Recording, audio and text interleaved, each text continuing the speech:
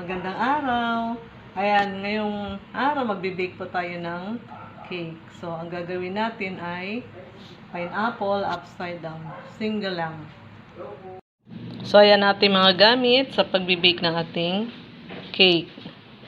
So, ayan, meron tayong cake flour. Meron tayong baking powder. Ayan, meron tayong 2 eggs para sa single na cake lang. So, ayan, meron tayong pineapple slice. And then, yung juice, tatabi lang natin. Ayan. So, ilalagay natin yan dyan. Magagamit natin yan later. So, meron tayong brown sugar. Meron tayong white sugar. And then, ito, meron tayong butter. So, ayan yung ating mga gamit. So, dito natin hahaluin yung ating cake flour. Ayan, ito yung ating sukatan. Kailangan meron tayong 1 cup. Meron tayong half cup. And meron tayong teaspoon para sa ating baking powder.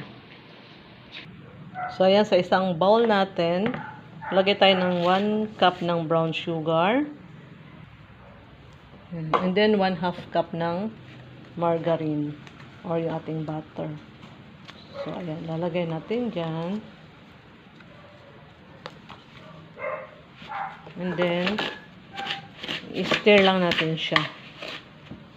Halo-haloin lang natin. So, ayan, i-mix lang natin siya. Continue lang ng stir ng butter and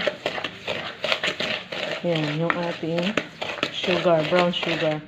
So, sa isang bowl, ayan, so isang bowl natin, maglagay na tayo ng ating cake flour. So, suka tayo ng 2 cups. So, ayan, 1. Ayan, so, ayan, 2 cup ng cake flour. And then, yung ating baking powder.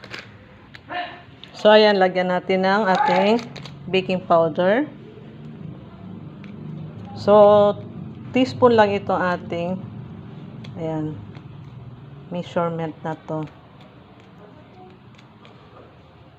So, 1. Kailan nasa tamang sukat. Ayan, so, 2 teaspoon lang. And then, dito sa ating isang bowl, yan, tuloy-tuloy lang yung ating pag-mix dito. Lagyan na natin ng 2 itlog.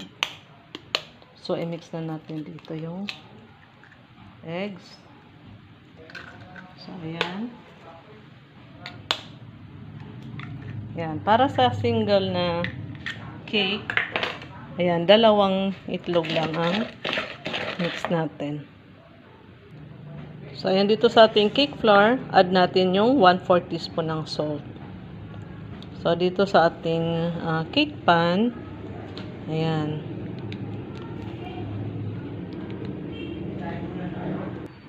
Ayan, dito sa cake pan natin, melt natin itong butter at saka brown sugar.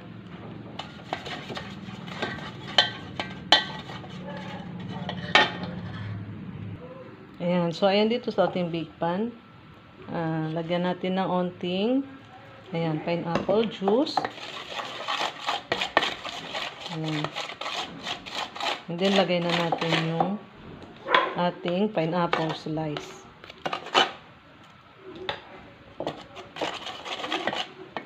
So, ayan. Ayan.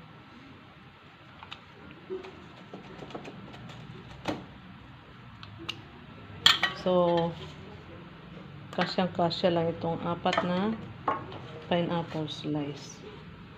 So, ayan. And then, itong ating cake flour. Ayan. Mix natin to.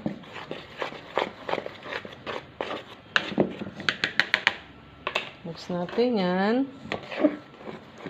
And then, ihalo natin dito sa ating butter with brown sugar. So, ayan. Ayan. Na-mix na yan yung ating cake flour. Tsaka baking powder. Ayan. So, sundan nyo lang po ako para sa mga simpleng paggawa ng cake. Para sa ating pamilya, sa ating mga anak. So, ayan. And then, ilagay natin yung ating juice, pineapple juice. Ayan. Kaya siya, pineapple upside down. So, ayan. So, ayan na po. Na-mix na natin ang gusto nating cake flour. Ayan. So, ilalagay na natin dito sa ating bake pan. So, ayan. Lagay na natin. So, ayan na. Nailagay na natin. And then, papainit na tayo ng ating oven. So, ayan na. Prepare na natin yung ating oven. Para isa lang na natin yung ating bake na natin yung ating cake. So, ayan. Lagay na natin. And then, mag-wait na lang tayo ng 30 minutes.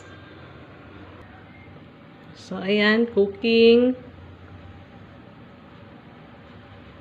Ayan.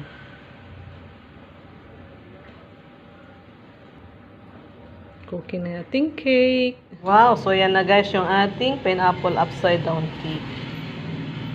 So yummy. Let's chow na. Let's try pineapple upside down cake. Pwede nyo namang gawin at home. Ayan guys, kain tayo. Ayan, ating pineapple upside down.